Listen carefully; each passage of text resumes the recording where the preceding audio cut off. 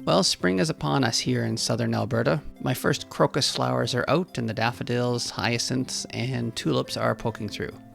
Now sure, they'll get a little more snow on them and freezing temperatures, but the trend is in the right direction. And you know what else is up? The weeds. Yep, they're showing up very well in my other flower beds and in my new strawberry patch. Now, shifting to the field, my article this month is all about strategies for making chemical controls work better. We need new techniques for weed control as herbicide resistance continues to chip away at our tools. But for right now, we need to use what we have. Residuals, in-crop chemistry, crop competition, and rotation all interact to have a greater effect than what is used in any single season. So in the rest of the podcast, I'll give you an excellent example of how an unintentional check strip showed the power of residuals. Now, in case you're new here, let me introduce myself. My name is Scott Gillespie, and I'm an Alberta-based author, podcaster, and independent agronomy consultant. I have nearly 2 decades of experience in dryland and irrigated specialty crop systems, working across organic, conventional, and regenerative farms. Through my consulting, my podcast, this one right here, Plants Dig Soil, and my book, Practical Regeneration, Realistic Strategies for Climate-Smart Agriculture, the basis of my advice is simple: science-backed practices that promote environmental stewardship and farm profitability. Now you're listening to the podcast, but I also send it out as a newsletter that just goes straight to your email, and I use MailChimp for that. If you're on LinkedIn, there's a newsletter version there, and that also notifies your email whenever I send that out. I post this to YouTube, and it is available on just about any podcast player of your choice. It's uploaded through Spotify, but then Spotify makes that available to everyone else to find. So relieving pressure with residuals. Today, I want to talk about weed control, but not in the usual sense of products or timing charts. It's more in terms of how the system actually behaves over time. Now, this came out of something I saw last year in a pea field. It wasn't planned. It was one of those unintentional check strips that show up when something doesn't quite go right. In this case, and like most unintentional check strips, it probably showed more than anything I could have set up on purpose. The crop was yellow peas, and we had applied a granular pre-emerge product ahead of planting.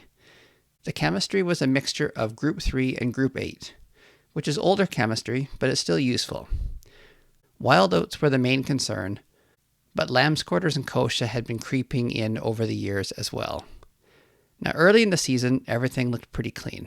I'd been digging around in areas that used to be thick with wild oats and wasn't finding much, so it looked like things were working. Then along the edge of the field, I noticed a strip that stood out. It didn't take long to realize that it was a check strip, a pass that hadn't received the pre-emerge chemical. Now, because of the way the irrigation pivot was set up, a portion of the pivot was missed during the chemical application, but it was still seeded with peas. So what we ended up with was a very clean comparison. One side with the residual, one side without.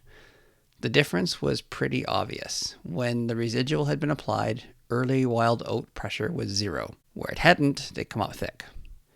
Now, it happened that the check strip was through one of the bad patches in the field. The takeaway for me wasn't just that the residual had worked. It was just how much pressure it took off everything else. So we still went with an in-crop herbicide, and in that field it did its job. So it tells me that resistance hasn't shown up there yet, at least not in a major way.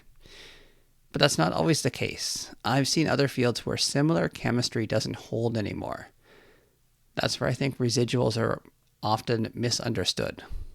They're not a replacement for in-crop herbicides, and they're not a one-pass solution. What they do is to reduce early pressure so that the rest of the system has a chance to work.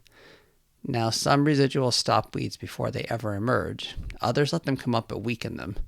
They might have smaller roots, slower growth, and they're less competitive. Now, there's also the seed bank side of this. When a residual causes a seed to germinate and fail, the seed is gone.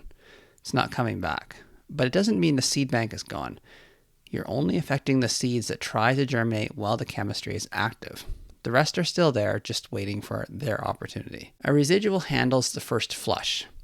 An in-crop application handles what escapes. Crop competition holds them back in season. Now, crop rotation helps to hold them back year over year. And I talked about rotation last month. It doesn't fix problems overnight. It just slowly changes the environment so that weeds and other pests don't get comfortable.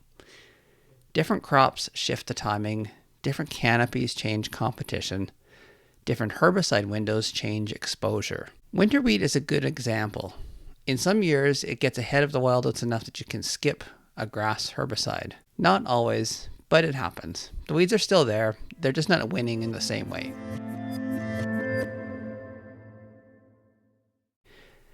So for the full article, just go to the episode description and there'll be a link to my website.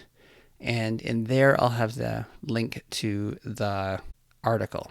The reason I do that is that then if there's any issues, I just have one place that I have to fix it. And it's a central location in case episode descriptions don't work. So thanks for your attention. If something resonated, please let me know. I'd love to hear from people. Also, sharing this edition on your social networks, whether it's a post to a small group of friends, colleagues, or clients, is very much appreciated. You can support me by picking up my copy of my book, Practical Regeneration, or reaching out for agronomy support. All of the information can be found on my website, www.plantsdigsoil.com. So here's to growing more, believing less, and always digging a little deeper.